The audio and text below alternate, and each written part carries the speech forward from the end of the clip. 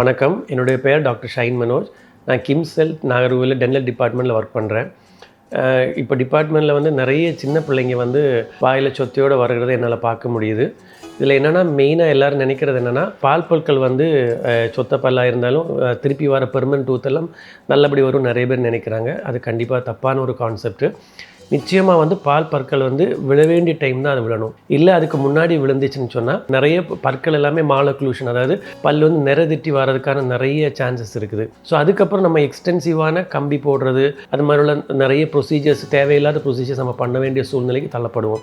சின்ன பிள்ளைங்களுக்கு ஒரு 6 மாதத்துலேருந்தே பற்கள் எல்லாம் முளைக்க ஆரம்பிக்கும். அப்போமே வந்து பெற்றோர்கள் என்ன செய்யணும்னு சொன்னால், காட்டன் எடுத்து ஒரு சின்ன ஸ்வாப் இல்லை ஏதாவது எடுத்து பிள்ளைங்களுக்கு நைட்டு ஏதாவது ஃபீட் பண்ணிட்டு தூங்கும்போது நிச்சயமாக தொடச்சிட்டு தான் அதை படுக்க வைக்கணும். ஒரு வயசுலாம் ஆகிற சமயத்தில் என்ன அப்படி பண்ணலைன்னு சொன்னால் ஒயிட் ஸ்பாட்ஸ் வந்து பல்ல வர ஆரம்பிக்கும். அது வந்து ப்ரௌன் ஸ்பாட்ஸாக கன்வெர்ட் ஆகி திருப்பி வந்து கருப்பாய் பிள்ளைங்களுக்கு சொத்த பற்கள் வர ஆரம்பித்து நிறைய பிள்ளைங்களுக்கு பெயின் வரதுக்குள்ள சான்சஸ் அதிகமாக இருக்கும். ஸோ இன்னொரு விஷயம் என்னென்னா, 6 வயசு ஆகிற சமயத்துலேயே பிள்ளைங்களுக்கு வந்து பெர்மனண்டான மோலார் கடவாப்பல் வந்து முளைச்சிரும். ஸோ அதையும் வந்து நிறைய பேர் என்ன நினைப்பாங்கன்னு சொன்னால், இது பால் பற்கள் இது விழுந்துட்டு திருப்பி வரும்னு நினைப்பாங்க. ஆனால் அது அப்படி கிடையாது. அது வந்து ஒரு மனுஷனுடைய ஆயுசு ஃபுல்லாக இருக்க வேண்டிய பற்கள். ஸோ அதை வந்து நம்ம ரொம்ப பத்திரமா பார்த்து 6 வயசுலேயே கண்டிப்பாக அதை அடைச்சி வைக்கிறது நல்லது.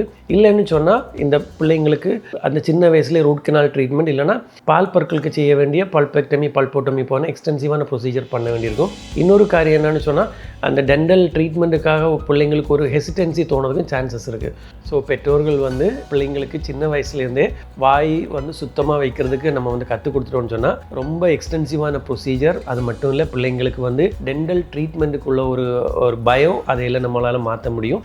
அது மட்டும் இல்லை, சின்ன வயசுலேருந்தே பிள்ளைங்களுக்கு அந்த ஹைஜீனிக்காയിട്ട് நம்ம சொல்லிக் கொடுக்கறச்சுமே அதை அவங்க லேட் டைம்லேயே அவங்க எல்டர் ஏஜஸ்லேயே வந்து நல்லபடி ஃபாலோ பண்ணுவாங்க.